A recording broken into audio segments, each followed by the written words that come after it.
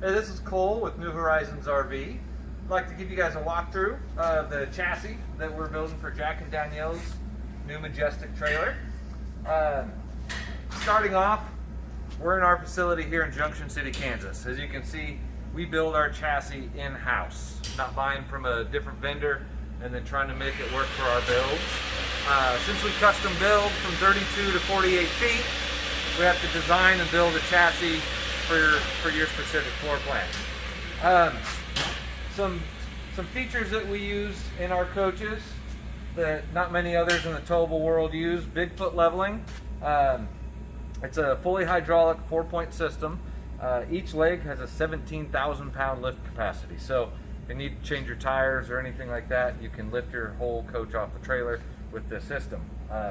Each leg has its own pump and reservoir, and it's been extremely reliable for us over the years. I think we've used it since like 2004, believe it or not, a long time ago. Your underbelly storage, huge basements. Some changes we made over the years: LP bottles. There'll be a 40-pound bottle on each side right next to the jack. As you'll see here in a little bit, for Jack and Danielle's particular build, we're building a battery rack that'll be suspended from the LP canisters. I think it's capable of holding up to 10 like lithium batteries. We'll see that here in a little bit.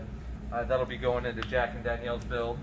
On this particular coach, on the other side, we'll have the mini split outdoor unit, and that takes up quite a bit of storage, but it's pretty worth it if you're after a quiet system that's extremely energy efficient. So from this side, we'll have a big French door, slide tray, full extension, and then lots of storage.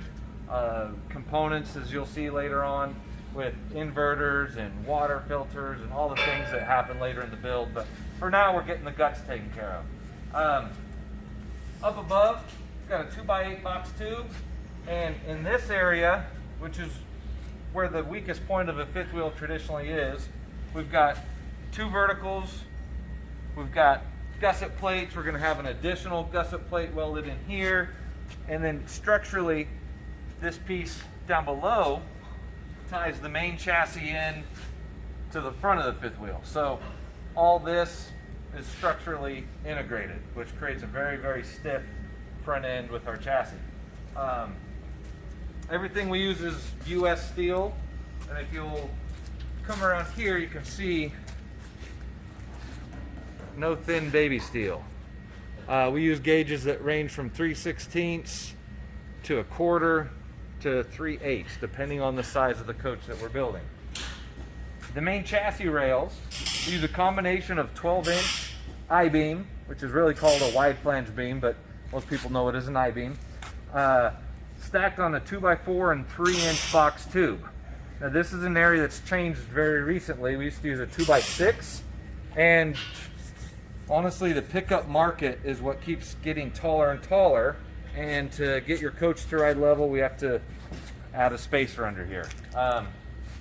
With the HDTs, it's not as big of an issue because those beds have pretty much remained, I think, the same level, but the Fords, the Rams, all those keep getting taller and taller. But more IS suspension. With this length of trailer, we have 3 8,000-pound axles. Disc brakes are standard, and these are, the tabs are welded to the frame, and we also come back in and put a 4-inch bead to ensure that those tabs, if they ever were to fail, that you're not going to lose an axle. So that's all welded to the frame. 8-rated tires will be on here. You might be questioning, hey, New Horizons is nice, why are they putting these crummy tires on? We leave these on until about halfway down the line, so if they do get damaged, they're just our junky shop tires. So these will get switched out to some good looking aluminum rims with the Goodyear 8-rated tire, which is our standard equipment.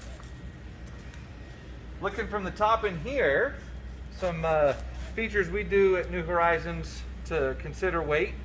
Our 100-gallon freshwater tank is located directly over this rear axle. So if you have 100 gallons in there, you're not going to throw off your pin weights by having it cantilever to the front or the rear of the axle. This is all enclosed and heated forward. And then directly behind the water tank, we've got a generator install assembly area. So we do propane generators, diesel, gasoline, whatever it is you're after, we can do. And by putting them behind the axles, mounted to the frame rails, we don't lose any storage up front. And for those of you that might tow with smaller trucks, we're not adding that 300 to 400 pounds of pin weight to the front. It's going mainly to the axles back here. I know with the HDTs, most of the time more pin weight's better because it's going to make it ride smoother. Now getting to this for service, very easy. With the Bigfoot system, I actually just lift it up off the ground so I've got a little more clearance. Once you crawl under here, you got full access to take off the panel, oil changes, any filters, etc. We use full hydraulic slide mechanisms. We've got, depending on the size of the room, that may have 1 or 2 hydraulic rams, but then it's got 2 of these arms, sometimes 3, again, bigger rooms that are heavier. This has a rack and pinion system that's attached with a big arm that lets each ram move at the same time. They're individually controlled, so if you want the galley slide or the living room slide, or it could be a bunkhouse slide, whatever it is. In this case, we've got a galley slide and a living room slide. Push a button and that's the only slide that comes out. You can stop it halfway. It's not going to hurt anything to leave it halfway out and then retract it once you're done. But if you're overnight, you want it all the way in or all the way out. Otherwise, it's not sealed up. So we come back in and weld gusset plates. One of the big issues in the industry is if you cut through your beam and you just leave a hole, you've taken a lot of strength out. If you come back in, weld in gusset plates, then you're not really creating an issue with any kind of strength of the integrity of the frame. Excuse me. Spare tire carrier, nothing too crazy, just a good old-fashioned crank down. And then here we've got standard on every Majestic heavy-duty skid rollers. So on these bigger units, when you're in and out of areas that might have some funky angles, like a gas station, instead of ripping a bumper apart, you can actually get the weight of the coach on these skid rollers and not hurt anything. Then our rear receiver hitch, as you can see with these gussets and everything that's going on here, these are capable of hauling some pretty good weight. Try not to get too overboard on what we tell you can do, because every state's different, and we're hoping people don't get themselves in trouble double towing through a state that is going to give you a big hefty fine. So those are good things to look into as you're researching.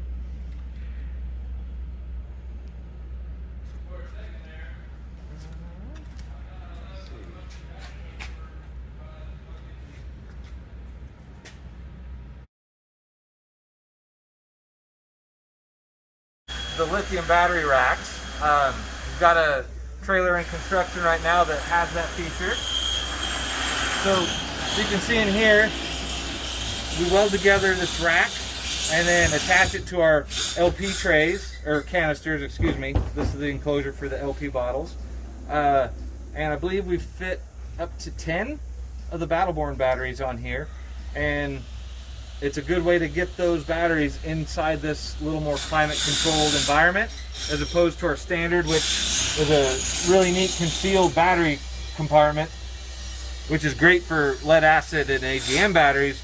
But once you go lithium, you need to be more conscientious about the temperatures that they operate in. So, neat feature that we're doing now.